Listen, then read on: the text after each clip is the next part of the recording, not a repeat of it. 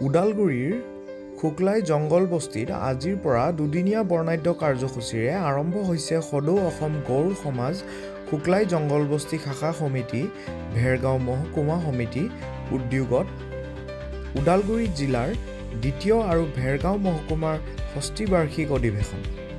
ৰাতিপুৱাৰে পৰা পতাকা উত্তোলন, স্মৃতি তৰ্পণ, বৃক্ষৰোপণ, বাৰা দেউৰ পূজা অৰ্চনাকে ধৰি কেইবাটাও কাৰ্যসূচী ৰূপায়ণ কৰা হয়। কাইলৈ সাংস্কৃতিক শোভাযাত্ৰা, মুকলি সভা, সাংস্কৃতিক সন্ধিয়াকে ধৰি কেইবাটাও কাৰ্যসূচী অনুষ্ঠিত হ'ব। অনুষ্ঠানত অংশগ্ৰহণ কৰিব অসমৰ বিধানসভাৰ অধ্যক্ষ বিশ্বজিৎ দৈমাৰী, বিটিআৰৰ পাৰিষদ দাওবাইচা বড়ো, সঞ্জিত তাঁতী, সমাজকৰ্মী বিজয় বৈশ্যকে ধৰি বহু কেইগৰাকী বিশিষ্ট ব্যক্তিয়ে। অনুষ্ঠানৰ মজিয়াৰ পৰাই চাহ জনগোষ্ঠীৰ জনজাতিৰ মৰ্যাদা, ভূমিৰ পট্টা, চাহ শ্ৰমিকৰ মজুৰি বৃদ্ধিৰ দাবী জনাই উদযাপন সমিতিয়ে কাইলৈ আদিবাসী, গৌড় সমাজ, অসমীয়া, নেপালী, বড়ো, ৰাভা আদি বিভিন্ন জনগোষ্ঠীৰ লোকেৰে সম্প্ৰীতিৰ মিলনভূমিত পৰিণত হ'ব অধিৱেশনস্থলী। চাওক আমাৰ এই বিশেষ প্ৰতিবেদন।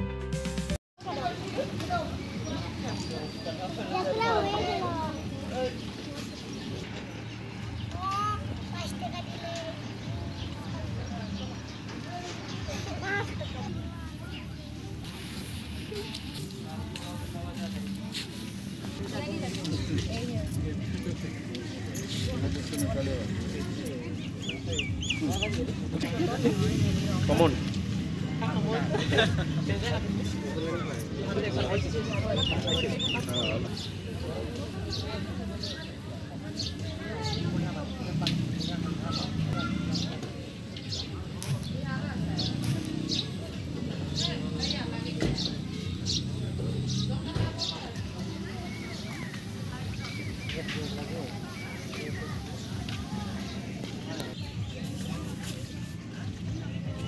जल्दी आता थोड़ा गोबर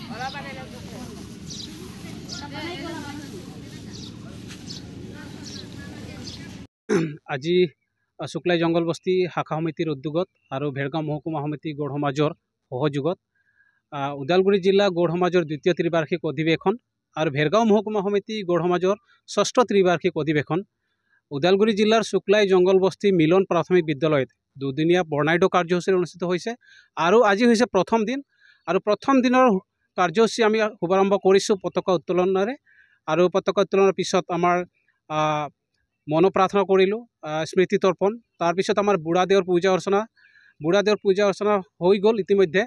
আৰু আমাৰ যিটো কাৰ্যসূচীত অহাকালি মুকলি সভা আছে 23 তাৰিখ আৰু মুকলি সভাৰ আগে আগে আমাৰ সাংস্কৃতিক শোভাযাত্ৰা উলিওৱা হ'ব।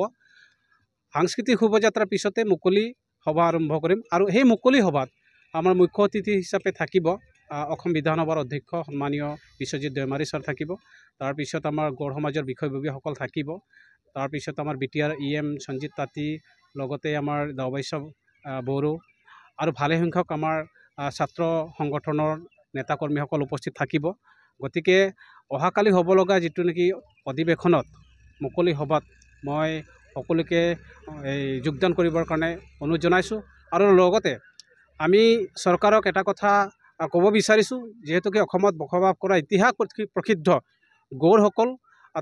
গৌড়সকলৰ স্বকীয় যিটো পৰিচয় সেই পৰিচয়বিলাক প্ৰায় হেৰাই যাব ধৰিছিলে। গতিকে সদৌ অসম গৌড় সমাজ সংগঠনটোৱে সেই পৰিচয়বিলাক উদ্ধাৰ কৰিবৰ কাৰণে সক্ষম হৈছে। তাৰোপৰি আমাৰ গৌড় সমাজত প্ৰায় বিলুপ্ত পথত আছিলে আমাৰ যিটো নেকি কলা সংস্কৃতিবিলাক, যেনে আমাৰ কাৰ্মা, দাণ্ডা, চুৱা, চেৰতা, সেই নৃত্যবিলাক আমাৰ বিলুপ্ত পথত আছিল আৰু সদৌ অসম গৌড় সমাজৰ সবল নেতৃত্বত সেইখিনি আমি পুনৰ উদ্ধাৰ কৰিবৰ কাৰণে সক্ষম হৈছোঁ। আৰু এটা কথা মই চৰকাৰক ক'ব বিচাৰিছোঁ, যিহেতুকে আমি অসমত বাস কৰোঁ আৰু আগৰ পৰাই আমি বাস কৰি আছোঁ, আমি ইয়াৰ ভূমিপুত্ৰ, খিলঞ্জীয়া ভূমিপুত্ৰ। গতিকে আমাৰ যিটো অৰিজিন, আমাৰ যিটো পৰিচয়, সেই পৰিচয়টোৰ টিজেল হিচাপে বা এক্স টিজেল হিচাপে দিয়া হয়। গতিকে মই চৰকাৰক ক'ব বিচাৰিছোঁ যে আমি কোনো ধৰণৰ আমি চাহ বাগিচাৰ লগত জড়িত আগৰ পৰাই নহওঁ আৰু এতিয়াও নহয়। গতিকে আমাৰ পৰিচয় যে টিজিএল হিচাপে হ'ব নালাগে, এক্স টিজিএল হিচাপে নালাগে, আমি গৌড় হওঁ, আদিবাসী জনগোষ্ঠীৰ গৌড় লিখোঁ। গতিকে আমাৰ প্ৰমাণ পত্ৰবিলাক গৌড় হিচাপে দিব লাগে, এইটো আমি প্ৰথম দাবী কৰিছোঁ।